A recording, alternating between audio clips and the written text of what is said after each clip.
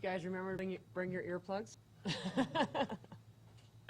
For any of you that haven't experienced field trip day before, that's always fun. You know, it's a great event. Just want to thank everybody at ASU that helps put it on because, you know, we're just trying to bring young kids to a college campus.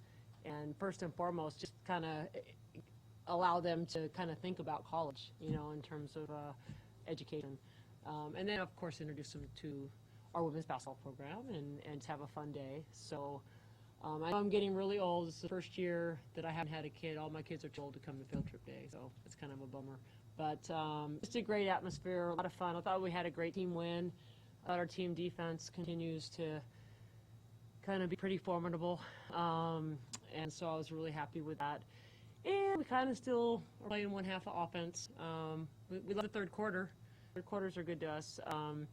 And, you know, we just, I feel like, you know, our defensive identity is a little ahead of our offensive identity right now. I think, you know, Amanda Levis, our associate head coach, kind of made that comment a few times this today and this week. And I think it's true, you know, and I think the loss of Kelsey and Sophie, just kind of integrating everybody and getting back might be part of that. But we're gonna figure it out.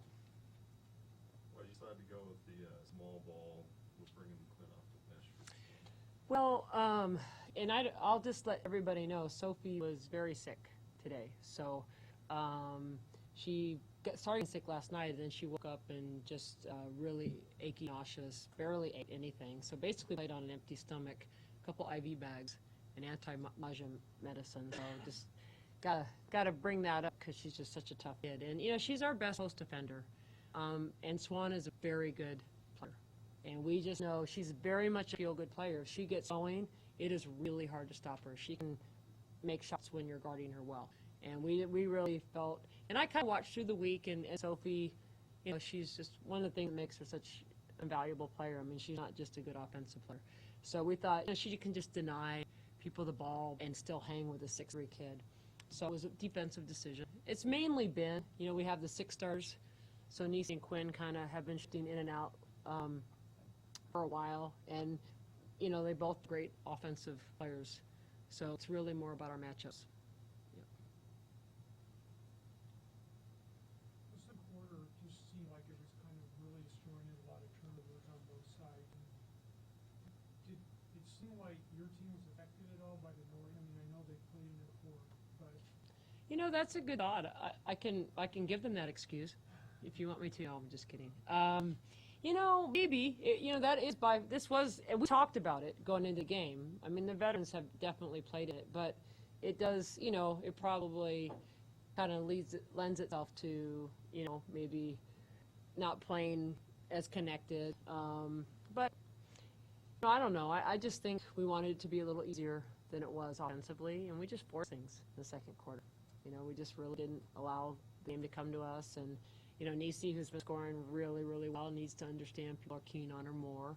And, you know, they did a good job. And they're, you know, good shot blocking team. And, you know, I just thought we kind of forced things. And, you know, I guess, I don't know if we can attribute to the noise, Jeff, because we've been doing this, you know, and it's something that we have to. And it's hard because we want to be aggressive. We want Nisi. We want all of our players to be aggressive and not pass up good shots. And we want to balance it with getting our best shot. And then we're balancing that with being really tired on offense because we work so hard on defense. So we're just trying to figure all that out, and we're going to. You talked about working hard on defense. Colorado averages like 67 points a game. You guys own about 37. What kind of went into the game plan there? Just pull from such a low point scoring total. We did decide to guard them. I'm just kidding. Sorry. I mean, they're very good. I mean, there's no bad offensive teams in our conference, but we had a week to prepare. I mean, we did. I mean, we knew the tendencies. You know, that freshman backcourt they have is really talented, but we kind of sat on their right hand and we made them work for every bounce. And, you know, I think the key defensively is we're just, you know, we're really working hard, you know, and try not to allow people to have wide open shots and get into flow. And Colorado, I mean, they're going to beat some people this year. Mark my words. I mean, they're going to win some games, and you know, they are a very good offensive team if you let them be, which is probably any team in Division I basketball. But I think, you know, we just look at them, and, you know, they do a great job running triangle. They run chin series. They run a ton of stuff. So they were not easy to prepare for. I thought for the most part we didn't allow them to get their isolations, and their two-man game and a lot of things that they've done a really good job with. So we took away the transition. I didn't think we had a great rebounding game. I feel like we need to have a better rebounding team game Sunday. Sorry. Ryan. You talked about the effort on defense. How big of like a catalyst for that is Lily kind of leading by example? Yeah, I mean, she is the catalyst. You know, I mean, I can't say enough about Lily's defensive leadership on our team because, you know, she's the ball stopper and Peace, Camara. But I mean, Lily obviously, as a starter, steps up and picks up the ball basically 85 feet for the entire game every time she can, and she works. She sets the tone for everybody, and she pushes the ball, and you know, and does everything else for us too. So her toughness, fitness, her mentality, you know, and you just listen to her too. You know, coming in, you know, our radio asks, you know, what do you tell Mormon? What do you tell them at halftime? And you know, I give them all the credit. They're a veteran team. You know, they know they're coming out like, listen, you know, no, we're only scoring 24 points. You know, they're not scoring. You know, and we can hold them again. I mean, it's just the mindset of this team. You know, I think seniors in the junior class are doing a great job collectively, but it starts with her. It really does. Yeah. We talked about Sabine a couple of days ago, but you kind of watch the other ones too, the other freshmen, and you can see them come along too, like even Armani Yeah. and Okay. Jason, you know, Yeah. you can see- Charnay and yeah, Kiana. Charnay. Yeah, right. So Yeah. you see how they're coming along too. Well, and you know, Kiana and Nate got a lot of good minutes in the preseason when Sophie and Kelsey were out, and you know, we just have a little bit of a depth issue right now. But I love the way Nate came in, just crashed the boards and took her time, made a left-handed hook shot, and I thought she did a really good job. And Kiana just continues to play with more and more confidence, and so yeah, I thought, and they're working extra. You know, when the starters are taking 2 days off, they're coming in, they're working against the scout team, and they're getting better, and that's how we do things. You know, it's always paid off for us in terms of our players getting better every year, and also preparing. You know, for postseason. Remember when Gabby Fage stepped up big for us in the Elite Eight? Jeff, I mean, you know, she'd play 5 minutes a game. All of a sudden, she's playing 25 minutes a game in the NCAA tournament and knocking down threes because she continued to work. You know, and that's just part of our culture. And so appreciate you saying that because they're getting better. And sometimes, you know, they don't get the opportunities in a game. So today I thought they went in and made the most of them. They did a good job. Quinn had one of her better overall games. How important do you think that was to this outcome? No, I thought Quinn was huge. With Sophie just not having a ton of energy today, I mean, we really needed Quinn to step up and just, you know, be a presence down there, play good interior defense, rebound. You know, have everybody key on her inside game, and yeah, I thought Quinn had a great game. It was really important, and we talked about it. Probably, so I say it in my mind. I don't say it out loud. My kids tease me all the time. You didn't say anything. Oh, I say half a sentence. At times she still has the ball down too low and people are all over her. Are you guys still, does that keep the ball up? We didn't work on it ever. Yeah, we just. Yes, we're trying to work on training and not bringing it down. She's getting better. I don't think she got stripped today, which is great. Everybody's keen on Quinn. I mean, if she gets going, get it. You know, I mean, she's 6'5", she's super skilled.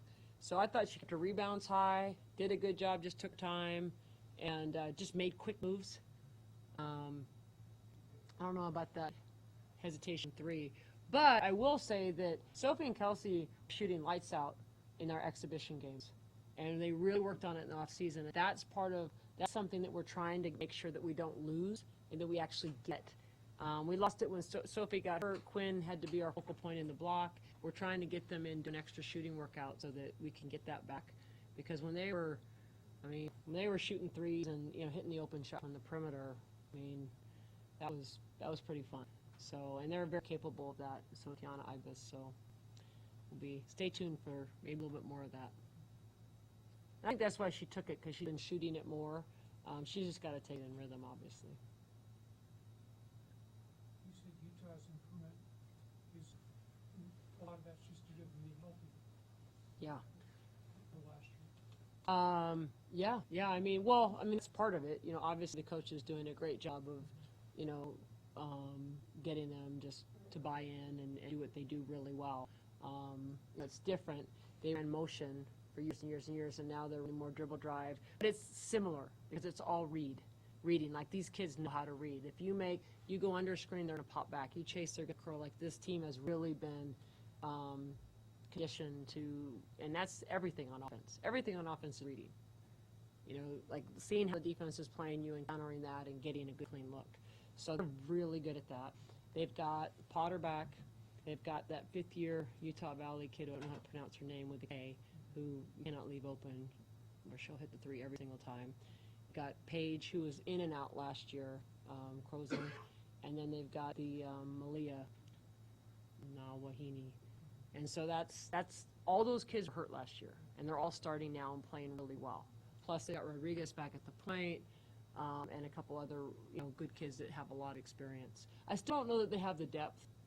They don't have a lot of depth, which of course we like. But yeah, they're going to be really challenging to defend. And I kind of compare them to Oregon State because you really have to pick poison. Potter usually is going to draw doubles because she's so good one-on-one. And anybody who doubles off, they're either draining a three or slashing to the basket for a quick layup. So because they just read so well. So it's going to be really challenging. It should be real fun. Anything else? Thanks very much, guys. All right. Thank you, guys. Thanks, Robin.